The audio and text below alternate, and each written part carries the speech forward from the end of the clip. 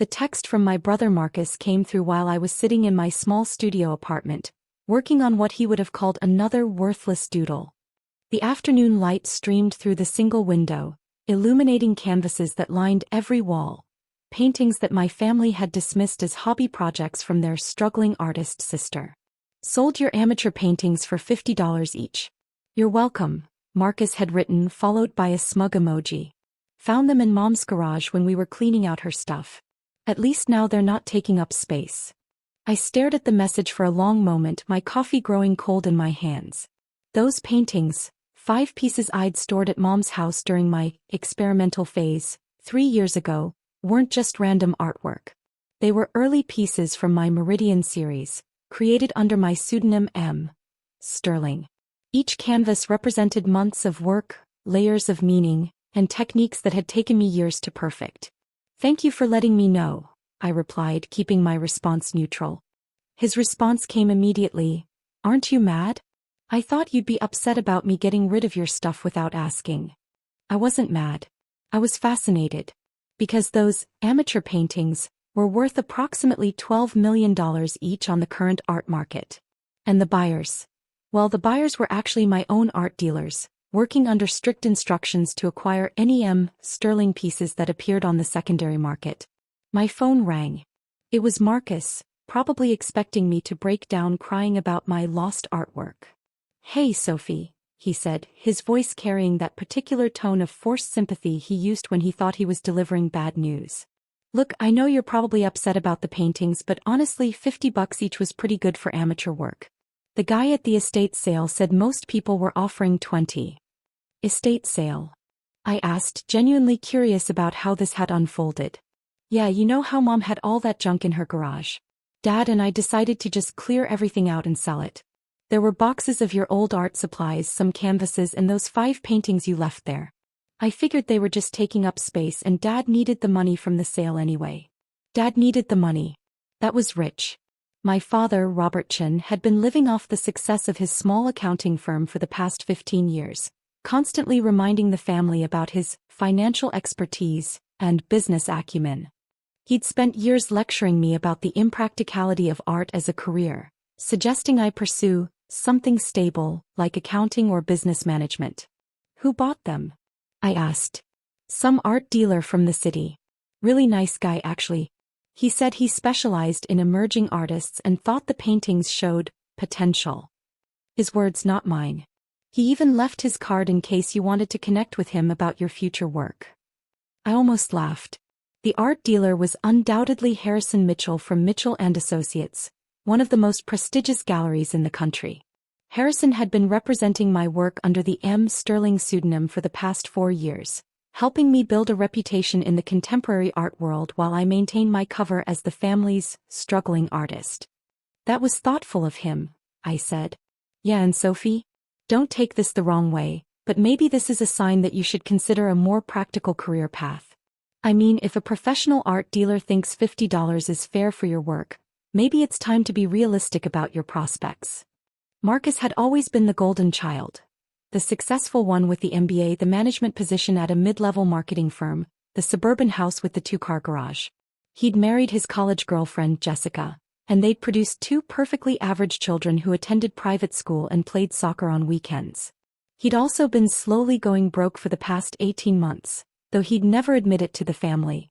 His marketing firm had lost 3 major clients, his mortgage was underwater, and Jessica's spending habits had pushed their credit card debt well into 6 figures. But Marcus maintained the facade of success just like the rest of my family. "I appreciate the advice," I said, meaning it more than he could possibly understand. "Also, Dad wanted me to ask if you needed money for rent this month. I know things have been tight for you and we don't want you to end up homeless or anything." The concern in his voice was genuine, which made it both touching and infuriating. They saw my small apartment, my second-hand furniture, my modest lifestyle, and assumed I was barely surviving. They had no idea that the struggling artist persona was carefully maintained to protect something much larger. "I should be okay," I said. "But thank you for thinking of me." After ending the call, I walked to my computer and pulled up the secure portal that connected me to my real life, the one my family knew nothing about. Sterling's latest exhibition at the Whitmore Gallery had sold out within 3 hours of opening, with individual pieces selling for between $8 and $15 million. The art world had been buzzing about the mysterious artist who refused all interviews and public appearances, creating a mystique that only drove prices higher. My phone buzzed with a text from Harrison. Acquired 5 early Meridian pieces at estate sale. Family had no idea of value. All 5 now secured in climate-controlled storage. Shall we discuss authentication and potential exhibition inclusion? I smiled and typed back. Family thinks they sold them for $50 each to help with garage sale. Let's keep it that way for now. Harrison's response was immediate. Understood. Your secret is safe. These pieces could anchor the retrospective we discussed. The retrospective. Harrison had been pushing me to consider a major solo exhibition that would cement Sterling's place in contemporary art history. We were talking about a career-defining show that could push individual piece values above $20 million. But a retrospective would require more public attention, more scrutiny, and potentially more risk of my identity being discovered. My family's ignorance had become my greatest protection. They dismissed my work so completely that they never bothered to research contemporary art trends, never noticed that Sterling's pieces bore striking similarities to the amateur doodles I created in my spare time, never connected the dots between my artistic techniques and the work that was revolutionizing galleries across the country.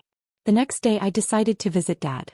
He lived in the same suburban house where I'd grown up, surrounded by the relics of middle-class achievement, family photos documenting graduations and promotions, awards from local business organizations, furniture that had been expensive 20 years ago but now looked dated and worn. Sophie, Dad said, opening the door with the forced enthusiasm he reserved for visits from his troubled youngest daughter. Marcus said he talked to you about the garage sale. I hope you're not upset about the paintings. Not at all, I said, settling into the same couch where I'd once announced my intention to study art in college, a declaration that had prompted a 2-hour lecture about financial responsibility and career prospects. Good. Marcus was worried you might be hurt that we didn't ask first, but honestly, Sophie, those paintings were just taking up space. And $50 each was more than I expected, given. He trailed off, probably realizing that finishing the sentence would require him to articulate exactly what he thought of my artistic abilities. Given that they were amateur work? I supplied helpfully. Dad had the grace to look slightly embarrassed. Well, I just meant that the art market is incredibly competitive. Even talented artists struggle to make a living. I've always worried about your financial stability. I understand, I said. And I appreciate that you and Marcus were looking out for me. Actually, that's something I wanted to discuss with you. This garage sale made me realize how precarious your situation might be. Marcus and I have been talking and we think it might be time for you to consider a career change. Here it came. The intervention I'd been expecting for years. I've spoken to some clients who run businesses in the area. There are opportunities in administrative work, customer service, even entry-level accounting if you're willing to learn. You're still young enough to start over in a practical field. Dad pulled out a folder filled with printouts, job listings, career guides, articles about adults transitioning to new professions. He'd clearly spent considerable time preparing this presentation. I know it's not what you dreamed of, he continued, but dreams don't pay rent. And frankly, Sophie, the art world is brutal. If you're only getting $50 for paintings that took you months to create, the math just doesn't work. I looked at the job listings spread across the coffee table. Customer service representative, $32,000 annually. Administrative assistant, $28,000 with benefits. Entry-level bookkeeper, $35,000 to start. My last painting had sold for $14.2 million. These look like good opportunities, I said, genuinely appreciating the effort he'd put into researching options. Can I think about it? Of course. But Sophie, don't wait too long. The longer you stay in this artistic fantasy, the harder it becomes to transition to the real world. The real world. If only he knew that I was currently negotiating with 3 different museums for permanent installations, that my work was being studied in graduate-level art theory courses, that collectors from 12 countries had pieces on waiting lists. After leaving Dad's house, I drove to my real studio, not the small apartment where I maintain my cover, but a 5,000 square foot warehouse space in the industrial district. The building looked unremarkable from the outside, just another converted factory among dozens of similar structures. But inside, it was a cathedral of creativity. Natural light flooded in through massive skylights, illuminating canvases that stretched 12 feet in height. Professional-grade easels held works in progress, each piece representing months of conceptual development and technical execution. The air smelled of oil paint and possibility. This was where Sterling really lived. I pulled out my phone and called Harrison. "I've been thinking about your retrospective proposal," I said, running my hand along the edge of a canvas that would likely sell for $20 million when completed. "And my family just sold 5 of my early pieces for $50 each. They have no idea what they're actually worth. If I do this retrospective, if Sterling steps into the full spotlight, there's a chance they'll eventually make the connection." Harrison was quiet for a moment. "Are you concerned about their reaction?" "I'm concerned about losing the protection that their ignorance provides. Right now they're so convinced of my failure that they don't look closely at anything I do. That invisibility has been invaluable. But it's also limiting your growth as an artist and your impact on the contemporary art world. Sterling's work deserves to be seen, studied, and celebrated. You're not just creating beautiful objects, you're advancing important conversations about identity, society, and the human experience." He was right, of course. My work under the Sterling pseudonym had tackled subjects that mattered: economic inequality, environmental destruction, the psychology of modern isolation. The paintings weren't just aesthetically successful, they were culturally significant. What if we structured the retrospective to maintain the mystery? I suggested. No artist appearances, no interviews, just the work itself. We could even play up the anonymous aspect, make it part of the artistic statement. "A phantom retrospective," Harrison mused. "Actually, that could be even more powerful. The absence of the artist becomes part of the commentary on celebrity culture and artistic commodification." We talked for another hour, developing a concept that would allow Sterling to have the career-defining exhibition while keeping Sophie Chin safely invisible. It was a delicate balance, but one that could work if executed carefully. That evening Marcus called again. "Hey Sophie, I've been thinking about our conversation yesterday. Jessica and I talked, and we want you to know that if you need help transitioning to a new career, we're here for you. We could even help with a loan for professional training or certification programs." The offer was genuinely kind, which made it simultaneously heartwarming and heartbreaking. Marcus was offering to go further into debt to help his struggling sister, not knowing that his financial situation was far more precarious than mine. "That's incredibly generous," I said. "But Marcus, are you sure you're in a position to help right now? I know things have been challenging with the marketing firm." There was a long pause. "What do you mean?" "I just meant that the economy has been tough on everyone. I wouldn't want you to overextend yourself trying to help me." "Sophie, I'm doing fine. The business is solid, Jessica and I are comfortable, and we can afford to help family when needed. That's what successful people do. We look out for those who are struggling." His defensiveness told me everything I needed to know about how close to the edge he really was. Marcus had built his identity around being the successful sibling, the one who'd made smart choices and achieved financial stability.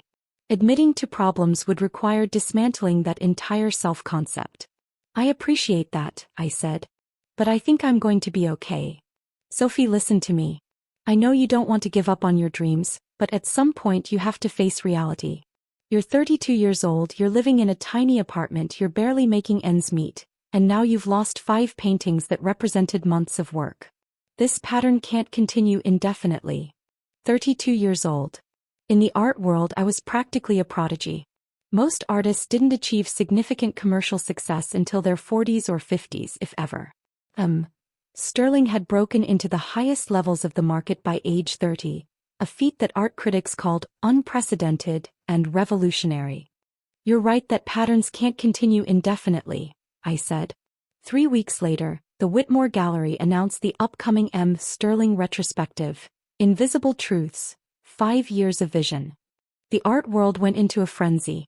Collectors, critics, and museums began jockeying for access to the exhibition and the rare opportunity to acquire pieces from the mysterious artist's complete catalog. The announcement made international news. Art publications ran features speculating about M. Sterling's identity, their influences, their future plans. The mystique around the anonymous artist had reached fever pitch, with some critics comparing the cultural phenomenon to Banksy's anonymous street art movement. My family remained completely oblivious. Dad called the day after the announcement to update me on potential job opportunities. Marcus texted about a customer service position at his friend's company. Jessica sent me links to online certification programs for administrative professionals. They were so focused on fixing my failed life that they never looked beyond their assumptions to see what was actually happening around them. The retrospective opened on a Thursday evening in October. I stood across the street from the Whitmore Gallery, wearing jeans and a simple sweater, watching as art collectors, museum directors, and cultural influencers arrived in expensive cars and designer outfits.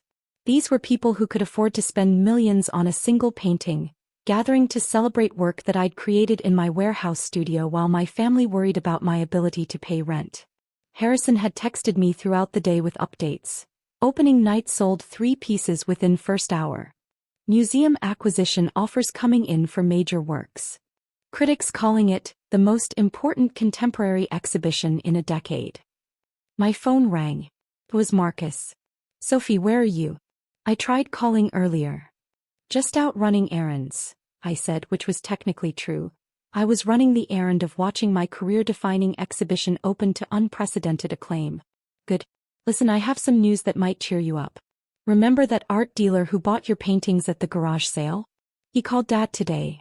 My heart skipped. "Really?" "Yeah, apparently he's been doing some research and he thinks your work might have more potential than he initially realized. He wants to meet with you about representing some of your newer pieces." Harrison was playing his role perfectly. We discussed this approach. A gradual introduction that would allow me to start sharing more of my success with my family without revealing the full extent of the M. Sterling empire. He mentioned that the contemporary art market is really hot right now, Marcus continued, and that artists with your particular style are finding new audiences. He thinks you could maybe sell pieces for a few $100s each if you develop the right relationships. A few $100s. The painting that had just sold at the opening was purchased by the Getty Museum for $18.7 million. "That sounds promising," I said. "It is. Sophie, this could be the break you've been waiting for. If you could make even $500 per painting and do maybe 1 painting per month, that's $6,000 a year in extra income. Combined with a regular job, you could actually achieve some financial stability. $6,000 a year. Sterling's work had generated over $200 million in sales during the past 4 years. "I'll definitely follow up with him," I said. "You should. And Sophie? I'm proud of you for being open to new possibilities. I know it's hard to let go of big dreams, but sometimes scaling back our expectations is the first step toward real success." After ending the call, I walked into the gallery. The space was packed with people examining my work, discussing the technical mastery, the conceptual depth, the cultural significance. I moved through the crowd anonymously, listening to conversations about the mysterious M. Sterling and their revolutionary impact on contemporary art. "The brushwork in this piece is extraordinary," a woman was saying to her companion as they stood before one of my recent paintings. "Whoever M. Sterling is, they're working at a level that most artists never reach." "I heard the Tate Modern is negotiating for 3 pieces, another person mentioned. "This retrospective is going to cement M. Sterling's place in art history." Near the back of the gallery, I found the 5 paintings that Marcus had sold for $50 each. They were displayed with special lighting and detailed placards explaining their significance in M. Sterling's artistic development. A small crowd had gathered around them, with one collector explaining to his friends how these early works showed the seeds of the artistic vision that had revolutionized contemporary painting.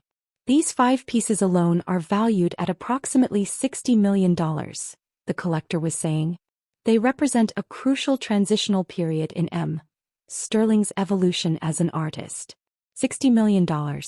Marcus thought he'd helped me by getting $50 each for them at a garage sale. Harrison appeared beside me, professionally dressed and playing his role as the gallery director. "Magnificent turnout," he said quietly, as if we were strangers who'd struck up a conversation. "M. Sterling's work always draws incredible interest." "It's remarkable," I replied, maintaining the charade. I've never seen paintings that combine technical skill with such powerful conceptual frameworks. The artist's anonymity adds another layer of meaning, don't you think? In a culture obsessed with celebrity, Sterling forces us to focus purely on the work itself.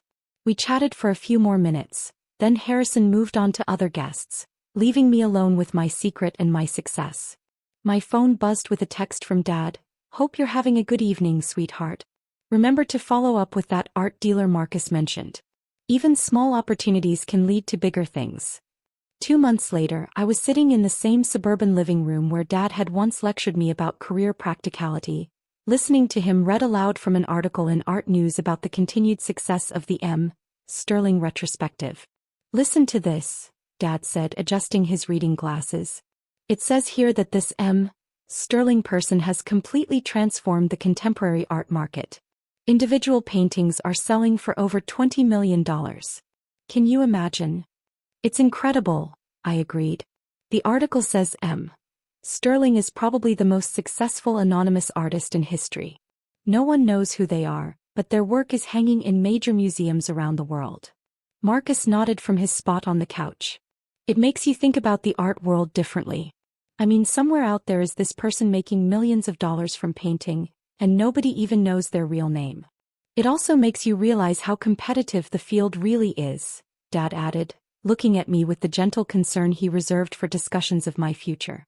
"An artist at that level probably has decades of training, international connections, representation by the most prestigious galleries. It's not something someone can just stumble into." He was trying to be kind, to manage my expectations without crushing my dreams entirely. Dad genuinely believed he was protecting me from disappointment by helping me understand the realities of the art world. "Sophie," Marcus said, "did you ever follow up with that dealer who bought your paintings? He seemed really interested in working with you." "I did," I said. "We've had some good conversations about possibilities." "That's great. Even if you never reach Sterling's level, there's still value in pursuing art as a side income while building a stable career foundation." "Actually," I said, "I have some news about that." Both Dad and Marcus looked at me expectantly. "The dealer has been showing my work to some collectors, and there's been more interest than expected. I've sold several pieces over the past few months." "That's wonderful," Dad said, his face lighting up with genuine pride. "How much were you able to get for them?" "Enough that I think I can focus on art full-time for a while." Marcus leaned forward. "Sophie, that's fantastic, but be careful not to get carried away. Even if you sold a few pieces for a few $100s each, that's not sustainable income. You still need to think about health insurance, retirement savings, all the practical considerations." "I understand," I said. "But I think I'm going to be okay." "Well, we're proud of you for finding some success," Dad said. "And remember, even if the art thing doesn't work out long-term, you'll always have our support." 6 months later, I made a decision that would change everything. I was standing in my warehouse studio, looking at a new series of paintings that Harrison believed could be my most important work yet. The pieces explored themes of identity, family, and the masks we wear to protect ourselves from those who claim to love us. They were deeply personal, informed by years of hiding my success from the people who mattered most to me. I picked up my phone and called Harrison. "I want to do something different for these new pieces," I said. "What did you have in mind?" "I want to sign them with my real name. Sophie Chen." There was a long pause. "Are you sure? That would essentially reveal Sterling's identity to anyone who's been paying attention to your family situation." "I think it's time," I said.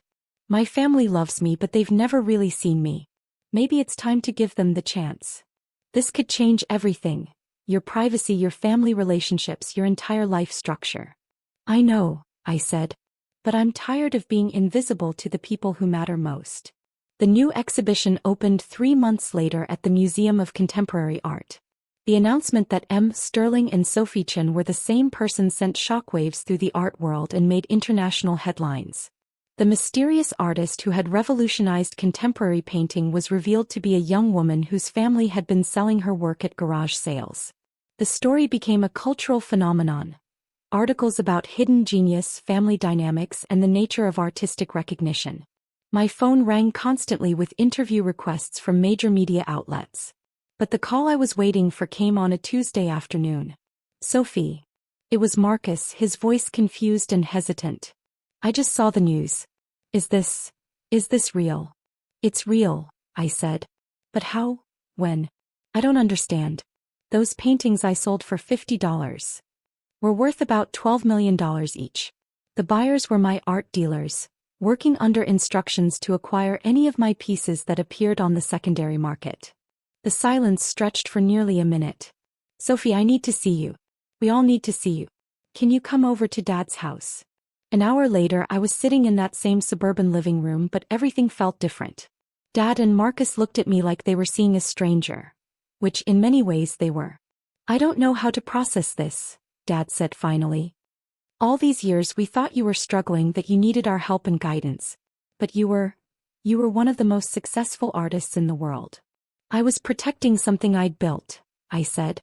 Your assumptions about my failure became my camouflage. Marcus was staring at his hands. I sold $60 million worth of art for $250 total. The art dealers were acting on my instructions, I said gently. I wanted to make sure those pieces were recovered safely. But why didn't you tell us? Dad asked. Why let us worry about you, offer you money we couldn't afford, try to convince you to give up on your dreams? Because you never asked what I was actually doing. You saw what you expected to see, the struggling youngest child who needed guidance and protection. We were trying to help, Marcus said, his voice small. I know. And your intentions came from love. But your help was based on assumptions, not reality. We talked for hours that day, unraveling years of misunderstanding and rebuilding our relationships on a foundation of truth. It was painful and healing and necessary. Dad looked at me with a mixture of pride and regret. I spent so many years trying to protect you from disappointment in the art world. I never imagined you'd already conquered it. You were protecting the daughter you thought you knew, I said. Now you have the chance to know the daughter who actually exists. Marcus was scrolling through articles about my success on his phone. It says here that your work is in the permanent collections of 12 major museums. That you've revolutionized contemporary painting. That critics compare you to the most important artists of the century. That's all true, I said. And we missed it completely. You missed it because you weren't looking for it. You were so convinced I was failing that you never considered I might be succeeding. 6 months later, my family attended the opening of my latest exhibition. This time as proud relatives rather than concerned interventionists. Dad wore a suit he'd bought specifically for the occasion, and Marcus had spent weeks reading art magazines to prepare for conversations with collectors and critics. As we stood together in the gallery, surrounded by paintings that had been created in secret and revealed in truth, Dad put his arm around my shoulders. I'm sorry it took us so long to really see you, he said. You're seeing me now, I replied. That's what matters. Marcus was explaining to a journalist how proud he was of his sister's success, carefully avoiding any mention of the garage sale incident that had become art world legend. My family had spent years telling me what my work was worth, $50 per painting at best. They'd never bothered to discover what I'd actually built. Now they knew the difference between assumptions and reality. And so did I.